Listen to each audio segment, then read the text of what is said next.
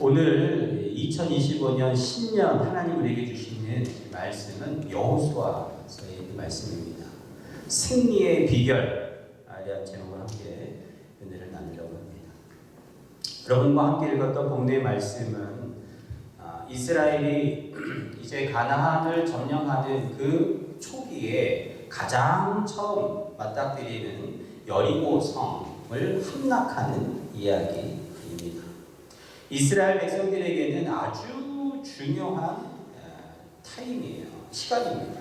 40년 광야의 방황이 끝나고 이제 하나님이 약속한 젖과 꿀이 흐르는 가나안 땅으로 입성하는 그 첫 관문을 여리고에서 만났기 때문입니다. 반드시 승리해야 돼요. 돌아갈 수 없습니다. 광야로 돌아갈 수 없습니다. 이때 하나님께서 이스라엘 백성들을 이끌고 있는 모세의 후계자 여호수아를 불러서 어떻게 하면 승리할 수 있는지 그 승리의 전략을 가르쳐주는 내용이 바로 오늘 우리 함께 읽었던 말씀입니다. 여러분, 승리하려면 반드시 전략이 필요합니다. 계획이 필요합니다. 지피지기면 백전대승이라고 했지요. 그런데 오늘 하나님께서 이스라엘 백성들과 여호수아에게 가르쳐 주시는 전략은 싸워서 이기는 방법이 아니라 자기를 죽여서 승리하는 비결을 가르쳐 주십니다.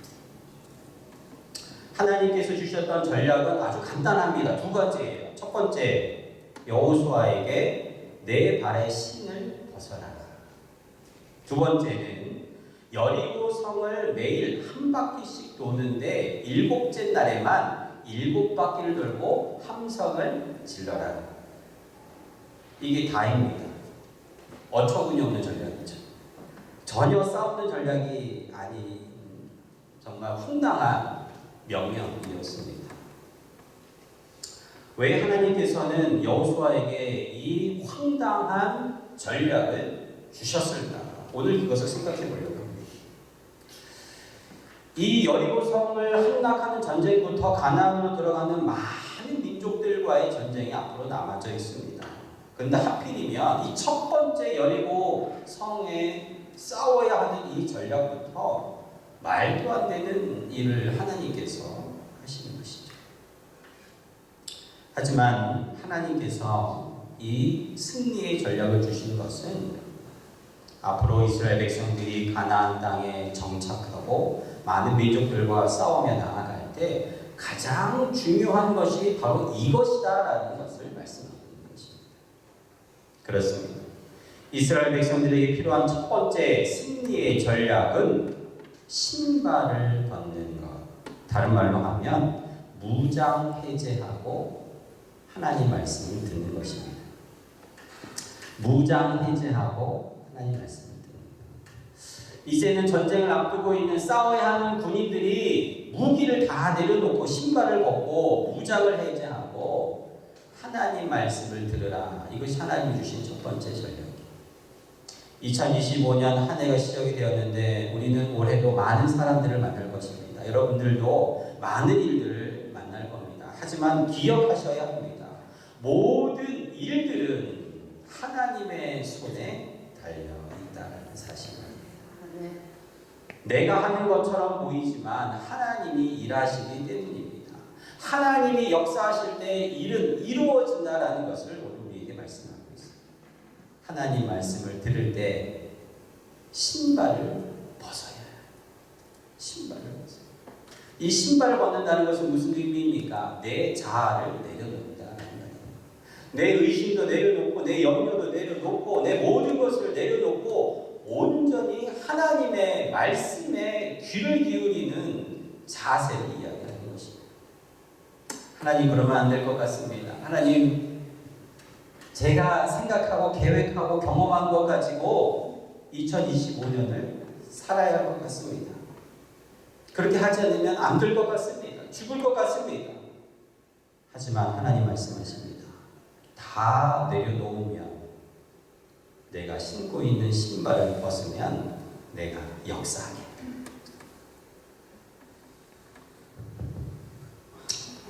하나님이 우리에게 주시는 권능에는 두 가지 권능이 있다라고 합니다.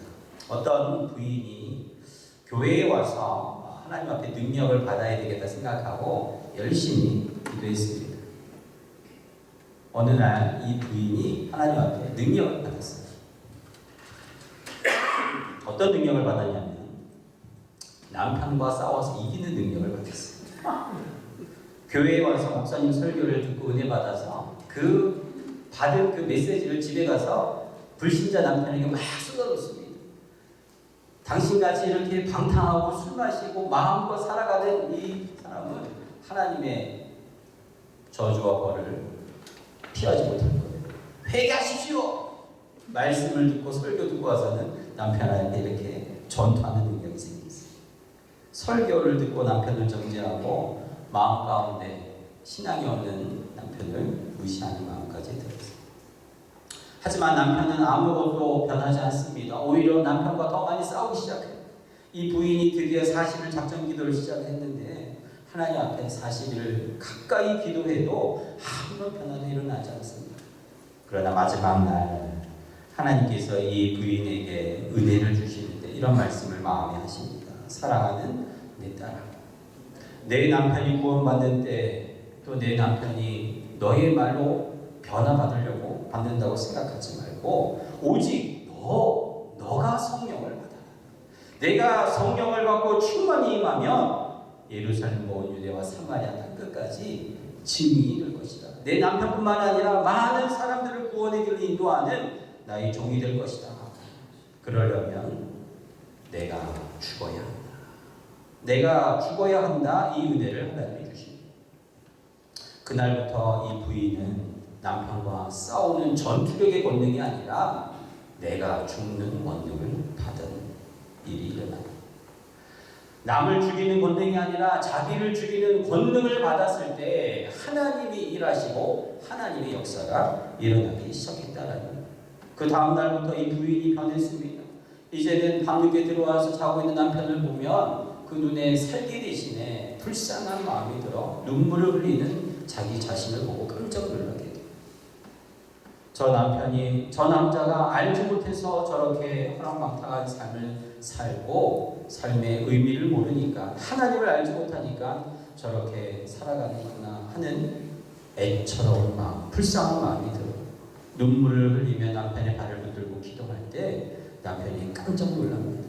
그때 부인이 남편에게 이렇게 부드럽게 얘기합니다. 여보, 일어나셔야지. 한 번도 들어보지 못한 말이었어요. 그리고 이렇게 얘기합니다. 당신을 위해서 아침 식사를 준비했어요. 남편과 말하기 싫었던 이 부인이 남편에게 부드러운 말과 남편을 위해서 정성을 다해 음식을 준비하는 그 모습에 식사를 하면서 남편도 이상한 마음이 들었어요. 남편이 출근하는데 문 앞까지 배웅하면서 여보 건강하게 잘 다녀오세요 하고 인사하는 부인을 이 남편이 이상하다 생각하고 그날따라 온종일 부인밖에 생각이 들지 않는다라고 합니다. 한 번도 밖에 나가면 부인 생각이 들지 않았는데 그날따라 밖에 나가 있는 내내 아내를 생각합니다. 아내의 변한 모습을 생각하면서 그 마음 가운데 아내를 향한 똑같은 마음이 스며들기 시작하더니 저녁에 술도 먹지 않고 일찍 들어와서 부인하고 이런저런 이야기를 하다가 부인의 이 변화된 모습, 자기를 죽이는 권능의 모습을 보고 남편도 변화받아 그렇게 하면 부인과 함께 신앙생활을 하게 되었다라는 간증을 본 적이 있습니다. 사랑하는 성도 여러분, 2025년 하나님 앞에 받아야 할 능력과 권능은 남을 이기고 누르고 죽이는 권능이 아니라 내가 어떻게 하면 하나님 앞에 더 죽고 더 낮아질 수 있을까라는 권능이 여러분들에게 충만하기를 축복합니다. 내가 그리스도와 함께 십자가에 못 박혔나니 그런즉 이제는 내가 산 것이 아니요 오직 내 안에 그리스도께서 사신 것이라. 이제 내가 육체 가운데 사는 것은 나를 살아가사 나를 위하여 자기 몸을 버리신 하나님의 아들을 믿는 믿음 안에서 사는 것이다. 하나님 앞에서 언제나 무장해제하고 신발을 벗고 하나님 말씀하실 때는 내 모든 것을 내려놓고 하나님 말씀을 듣고 순종하겠다라는 결단이 올해 우리에게 필요한 것입니다. 가나의 혼인잔치 때 이야기를 우리는 기억합니다. 혼인잔치에 포도주가 떨어졌어요. 사람들이 웅성웅성하기 시작합니다. 이때 아무 상관도 없는 예수님의 어머니 마리아가 아들 예수에게 다가가서 이런 이야기를 합니다. 포도주가 떨어졌다. 이때 예수님께서 이런 말씀을 합니다. 여자여, 나와 무슨 상관이 있습니까? 내 때가 아직 이르지 않았습니다. 그때 이 마리아가 아들의 이 매몰찬 거절에 실망하거나 마음 상하지 않고 정말로 중요한 말씀을 하십니다. 마리아가 옆에 있는 종들을 향해 이렇게 얘기합니다. 이보시오. 예수가 무슨 말을 하든지 그대로 하십시오. 너희에게 무슨 말씀을 하시든지 그대로 하라라는 당부를 마리아가 이 종들에게 남깁니다. 그리고 나서 어떤 일이 일어납니까? 예수님의 때가 이르자 예수님께서 그 종들에게 물을 항아리에 채우라 말씀하시고 그대로 하니 물이 변하여 포도주가 되는 사건이에요. 여기서 중요한 것은 바로 이 어머니 마리아가 종들에게 당부한 말씀입니다. 너희에게 무슨 말씀을 하든지 그대로. 2025년 하나님이 여러분들에게 무슨 말씀을 하시든지 그대로 하시기를 축복합니다. 우리가 결심해요. 좋은 사람이 만나면 축복도 있어야 하고 계획도 잘 이루어져야 하지만 그 전에 우리가 결심해야 하는 올해의 우리의 마음의 결단은 주님, 우리에게 무슨 말씀을 하시든지 제가 그대로 하겠습니다.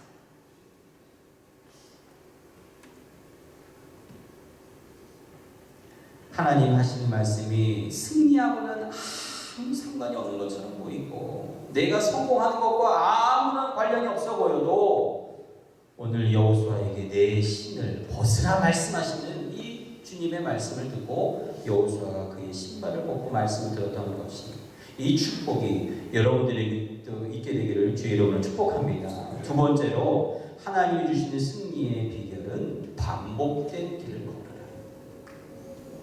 반복된 길을 걸으라. 하루에 한 바퀴씩 성을 도는 것입니다. That's it. 더 필요 없습니다.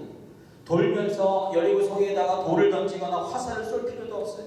그냥 한 바퀴 대신에 아무 말도 하지 말고 돌아야 합니다. 다 같이 돌자. 동네 한 바퀴. 이렇게 6일을 돌고 마지막 7일째에는 7바퀴를 도는 것입니다. 마지막에는 함성을 지르는 거, 이게 답입니다. 이게 승리의 두 번째 전략이에요. 무슨 의미가 있습니까? 하나님께서는 여리고를 도는 이스라엘 백성들이 6일을 돌고 7일째 7바퀴를 도는 그 단순하고 아무것도 아닌 것처럼 보이는 이 시간들을 통해서 하나님 됨을 알고 너희의 인간됨을 깨달으라 라는 말씀을 주신 것입니다. 너희는 가만히 있어 내가 하나님 됨을 알지어다 말씀하시는 하나님께서는 여리고성을 도는 아무 말도 하지 않고 한 바퀴씩 도는 이것을 통해서 하나님 됨을 이스라엘 백성들이 알기를 분명히 깨닫기를 원하셨던 것입니다. 여리고성은 여러분 여리고성에 대해서 조금 아는 정보가 필요합니다. 1000년 전에 사람들이 모여 살았던 가장 오래된 도성 중에 하나가 바로 여리고성입니다. 아주 오래된 도시예요. 지금도 BC 8500년 전에 이 여리고성이 세워졌던 망대가 그대로 남아 있다라고 합니다. 여리고성은 이 성벽이 두 개가 있습니다. 외벽이 있고 내벽이 있는데 내벽은 그 폭만 해도 4m가 되고 내벽은 폭이 2m나 돼요. 근데 중요한 것은 흙으로 쌓여진 도성이에요. 높이가 10m에서 15m 정도 이상이 되는 이 성에는 약 1000명에서 1500명의 사람들이 모여 살았다라고 합니다. 1000년 전이니까 여러분 아주 오래 전이지요. 그때 10m, 4m, 2m의 성벽을 두 개나 쌓은 이 여리고성은 아주 튼튼한 성이었을 것입니다. 그러나 이 성을 함락하는 것은 우리가 상상하는 것처럼 어렵지는 않았을 것이라고 많은 신학자들이 생각을 하고 연구를 했어요. 왜냐하면 이스라엘 백성들이 광야에서 함께 나와서 전쟁에 참여할 수 있는 군사들의 장정들의 수가 몇 명이냐면 60만 명입니다. 60만 명이 이 성을 포위하는데 성의 둘레가 약 600에서 800m 정도 된다는 거예요. 그 안에서 1,500명, 많이 살아도 2,000명이 살았을 것인데 군인들 60만 명이 거기를 에워쌌다고 생각을 하고 있어요. 이런 콘크리트도 아니고 흙벽이기 때문에 기어 올라가면 충분히 그 성을 함락하는 것이 결코 어렵지 않았다. 여러분은 여호수아 곳곳에서 여리고성에 살고 있는 사람들이 얼마나 이 이스라엘 사람들을 두려워하고 있는가를 우리는 곳곳에서 보게 됩니다. 여호수아서 2장에도 3장에도 4장에도 그리고 이 정탐꾼들을 살려주었던 기생 라합의 이야기를 들어도 이들은 이스라엘 백성들을 두려워하고 있었다라는 것을 우리는 보게 돼요. 당장이라도 이스라엘 백성들은 여리고성을 뚫고 들어가서 충분히 하루만이라도 그 성을 함락할 수 있었다라는 것이죠. 그러나 하나님의 두 번째 전략은 칼과 활과 무기로 여리고성을 함락하는 것이 아니라 그저 하루에 한 바퀴씩 돌고 마지막 7째 날 7바퀴 도는 것입니다. 이사야서 55장 80절에서 9절 말씀에 여호와의 말씀에 내 생각은 너희의 생각과 다르며 내 길은 너희 길과 달라서 하늘이 땅보다 높음같이 내 길은 너희 길보다 높으며 내 생각은 너희 생각보다 높으니라. 하나님께서는 이스라엘 백성들이 자신의 힘으로 여리고성을 정복했다라는 소리를 듣기를 원하지 않았습니다. 그리고 그들의 마음에도 내가 정복했다, 우리의 힘과 능력으로 여리고성을 무너뜨렸다라는 교만이 있기를 원하지 아니하십니다. 여리고성은 하나님이 무너뜨리렸다라는 그 믿음의 고백과 소식이 있기를 원하셨던 것입니다. 그들은 그저 하나님이 행하시는 일을 보고 그들을 위해서 싸우시는 하나님을 경험하기를 하나님은 원하셨던 것입니다. 오래전에 이스라엘 백성들이 아말렉과 전투할 때도 마찬가지였죠. 그들의 전투력은 충분히 그들을 정복하고 제압하고도 남았습니다. 싸우지 않고도 이길 수 있었지만 하나님께서는 손을 들고 기도할 때 이기게 하시고 기도하지 않으면 밀리게 하셨던 것처럼 여리고성 가나안을 정복하는 첫 번째 이 성부터 승리는 너희의 능력과 힘에 있는 것이 아니라 하나님이 함께 하시는 것, 함께 하지 않는 이가 있다는 것을 가르쳐주기 위한 전략이 바로 두 번째 전략이었다는 것입니다. 메멘토 모리라는 말이 있습니다. 메멘토 모리, 해석하면 죽음을 잊지 말라는 뜻이죠. 고대 로마에서는요, 장수가 전쟁에 나가서 승리하고 돌아오면은 그 장수에게는 4마리 하얀 말을 내어주고 황제가 타는 마차를 내어주고 온 성을 돌면서 많은 사람들이 환호하게 하는 그 행진을 했다라고 합니다. 그때 그 옆에 아주 비천한 노예 한 명이 장군 옆에 바짝 다가서서 그의 귀에다가 이렇게 외칩니다. 모멘토 메리, 메멘토 모리, 죽음을 잊지 말라. 죽음을 잊지 말라. 이 말을 계속 이 장군이 귀에다가 말했다. 왜냐하면 황제가 타는 이 마차에다가 4마리 하얀 말이 끄는 그 마차를 돌고 사람들이 환호하는 그 도시를 돌면은 사람들 마음에는 마치 내가 신으로 추앙받는 것 같은 느낌을 받더라고요. 그래서 교만하지 말라고 그 귀에다가 메멘토 모리, 죽음을 잊지 말라. 너는 지금 이렇게 많은 사람들이 환호하지만 당장 내일이라도 전쟁터에 나가 죽을 수 있는 인간이라는 것을 잊지 말라는 것입니다. 제가 이 이야기를 보면서 20년 전에 제가 결혼할 때 신랑 입장할 때 저쪽 뒤에서 걸어 나오는데 구름을 걷는 것처럼 느껴졌어요. 많은 사람들이 박수를 치면서 한 번도 경험해보지 못한 몸이 붕 뜬 것 같은, 신은 아니지만 천사 같은 느낌이 들었어요. 근데 지금 이 이야기를 보면서 이런 생각이 들었어요. 그때 누군가 제 귀에다가 이제 너는 고생이 시작이다, 결혼의 이 고생이 시작이다라는 말을 해줬으면은 이 결혼 생활을 좀 더 진지하게 받아들였을 것입니다. 그때는 아무도 그런 소리 해준 사람이 없었어요. 메멘토 모리, 죽음을 잊지 말라라는 이 말, 여러분 2025년 우리가 살아가면서 하나님이 우리와 함께 하시지만 하나님 우리와 함께 하지 아니하면 우리는 아무것도 아니다라는 이 깨달음을 얘기해 주시는 말씀입니다. 여리고성을 돌아라고 주신 하나님의 그 말씀, 힘이 없고 능력이 없어서 여리고성을 무너뜨리지 못하는 것이 아니라 내가 너와 함께 할 때 여리고성이 함락되고 앞으로 너희의 이 가나안 땅의 삶이 하나님의 능력으로 살아가는 것을 기억하라고 주시는 하나님의 전략이었던 것입니다. 사랑하는 성도 여러분, 아무리 뛰어난 인간이 전성기를 누린다고 해도 그 위에는 반드시 하나님이 계십니다. 우리는 2025년도 항상 겸손하게, 더 겸손하게, 더 겸손하게 하나님을 따라 살아야 할 것입니다. 이것이 하나님께서 여러분들에게 주시는 2025년을 승리하는 두 번째 비결입니다. 말씀을 정리합니다. 새해 첫 주일 하나님 우리에게 주신 승리의 비결은 어렵지 않습니다. 여러분, 하나님 말씀하실 때 신발을 벗으세요. 그리고 신발을 벗고 모든 것을 내려놓고 하나님 말씀을 듣고 순종하겠다라는 결심을 하시고요. 두 번째로 매일매일 하나님됨을 인정하십시오. 하나님이 없으면 우리는 메멘토 모리, 죽음밖에 없습니다.